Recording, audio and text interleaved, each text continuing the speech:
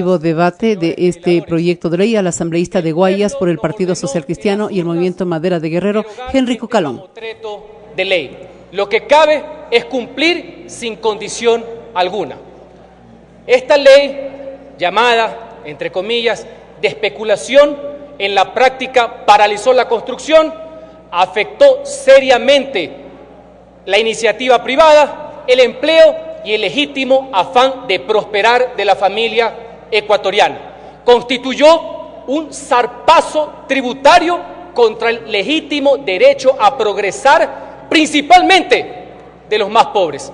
Y esto tiene un capítulo especial, porque si bien la ley es perversa, viola conceptos constitucionales sobre la garantía de la propiedad privada, considero, y siempre lo sostuve, que más daño hizo inclusive el mensaje que estuvo detrás de la aprobación de esta ley.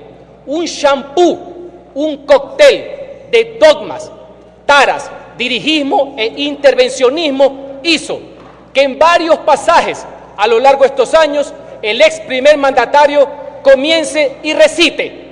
Primero dijo, no existe ley, no existe impuesto de la plusvalía. Le soplaron, sí existe. Yo no lo cobro. Recuerden que él se creía el Estado. Lo cobran los municipios, que son el Estado, no una despensa. ¿Que por qué tampoco? Es el 10%. ¿Que por qué no más? ¿Que por qué en las expropiaciones no recupero? Sí recupero. Ustedes no han sabido recuperar. De toda la vida existen las normas que cuando existe beneficio por parte de particulares y el Estado tiene que expropiar, hasta 5 años antes se tiene que deducir, obviamente, pues el beneficio de la obra pública, del interés general, en beneficio del particular, porque el Estado no tiene por qué repagar la inversión. Pero claro, en ese shampoo siempre se piensa que la plusvalía solo era posible por la intervención del Estado, jamás por la iniciativa individual. Dogma superado que ni Marx en la última de las pesadillas se le pudo haber ocurrido. Para no quedarse atrás, una ministra que hoy día pasa de agache, glosada por la Contraloría, la de Collas, que ni siquiera defiende este tipo de trafacías que hicieron, daba declaraciones en la prensa todos los días, diario El Universo. Hay sitios en el mundo en que el 100% de la plusvalía es para el Estado. El propietario tiene que vender el terreno al mismo valor que lo compró.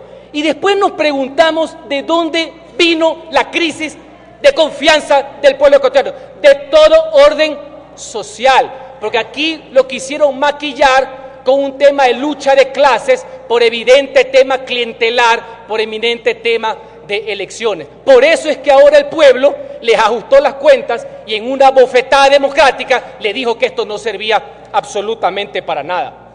No sé si tuve el honor o la desgracia de estar en la comisión en que se tramitó esto en la legislatura pasada. Y aquí vino un zoquete en representación del Ministerio de Vivienda, donde puso los ejemplos ante los requerimientos de los ciudadanos.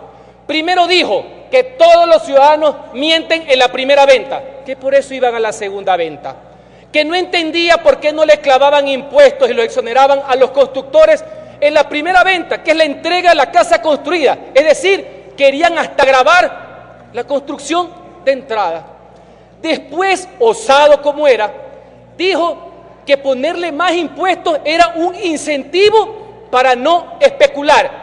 Valga la aclaración, en todos los pasajes de la ley nunca se hace diferencia de cuando se especula, de cuando se compra de buena fe. Pero aún más, eso que dice que es un incentivo, subir impuestos, no sé dónde ha leído ese tipo de cosas, después se contradijo, porque yo le pregunté, ¿y por qué el 75%? ¿Por qué no el 100%? ¿Por qué no 29 o 69%? Simple dijo, porque esto obedece a la teoría del delito. Es decir, se fue el incentivo a la teoría criminal del Código Penal y dijo que había que elevar los impuestos para castigar la especulación y puso un ejemplo, que esto era como los impuestos elevados a las ventas de las armas. Es decir, este zoquete, a nombre del gobierno, equiparó vender armas con vender casas. Y después nos preguntamos, ¿qué fue lo que pasó? ¿Por qué fue que se paralizó? ¿Por qué fue que la gente dejó de comprar? ¿Por qué fue que el que tenía empleo en la construcción lo perdió y el que quería tener empleo nunca lo obtuvo? Con ese tipo de mensajes lesivos, contradictorios, que vienen desde el poder, no desde algún despistado en un zaguán, ustedes se imaginan cuál fue el contagio que existió, que ahí están las cifras, por más que lo quieran negar. Ante eso siempre sostuvimos nuestro rechazo de forma contundente. Con esos antecedentes, ¿qué es lo que pasa ahora? Ya todos los colegas legisladores han aclarado, el artículo 556 del COTAD, que se refiere al impuesto a la propiedad, el impuesto a la plusvalía, esta ganancia, sigue vigente, nunca fue derogado, siempre existió. Los confundidos fueron otros. Lo que se está eliminando y derogando es la añadidura del inciso, mediante el cual se ponía el 75%, que es un impuesto confiscatorio aquí en la Conchinchina, por más que lo quieran maquillar. Así que, si se preocupan de la especulación, que es una preocupación general, ya existen los instrumentos jurídicos, tanto en el Código de Organización Territorial y Autonomía, que es la ley que rige a los municipios, en la Ley de Ordenamiento Territorial que aprobamos en la legislatura pasada, que es una muy buena ley, salvo el invento del superintendente, parecería de comunicación, no, de ordenamiento territorial, los mismos fines. Era un Ochoa municipal para a los municipios tratar de atrancarlos. Lo ha podido y me imagino que tiene poco tiempo para quedarse. Existe también la ley de eficiencia de la contratación pública, donde se ajustó y se mejoró lo que se denomina el anuncio de la obra, para que no vuelva a suceder que alguien en televisión anuncie una obra, anuncie el precio, anuncie en cuánto se lo va a comprar hasta los milicos y después no pasa absolutamente nada en los meses hasta que expropian y hasta que pagan. Y después se preocupan qué fue lo que pasó. Señora Presidenta, en lo que se refiere a los catastros, que también ha sido una preocupación importante, desde el año 2005 los municipios tienen la obligación de bianualmente revisar los catastros. No es con esta ley que se hace. Que haya gente, malos funcionarios municipales, que no sepan cumplir su deber y obedecer las normas legales, ese no es un problema de la ley. Lo que hacía esta norma es ayudar a que municipios que no tienen la experiencia y los recursos lo puedan hacer. Perfectamente se puede hacer a nivel administrativo, a nivel del gobierno. Y no me vengan a decir la otra cantaleta que había que subir los impuestos para que los municipios cobren más, para que no le chupen recursos al Estado. No, señores, cuando el Estado le da recursos a los municipios, es decir, a las ciudades, son las asignaciones constitucionales de ley que les corresponden a las ciudades, no es el cheque que les regala el gobierno. Esa es una visión perversa, centralista, inexistente y totalmente inconstitucional.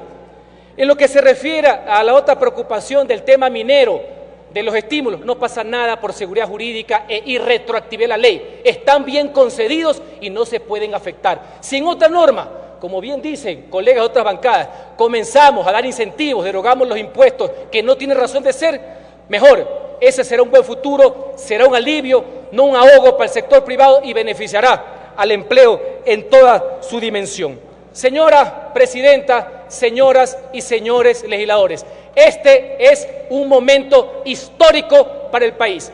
Obedeciendo el mandato popular, desechamos un atraco camuflado de justicia social, un despojo disfrazado de incentivos, según algunos despistados. Así que mocionamos y ratificamos que es el momento de aprobar esta derogatoria y así dar la señal de confianza que necesita el pueblo ecuatoriano para reactivar su economía, dinamizar el empleo y obviamente mejorar las condiciones de vida de los ecuatorianos y defender el derecho a la prosperidad. Señoras y señores.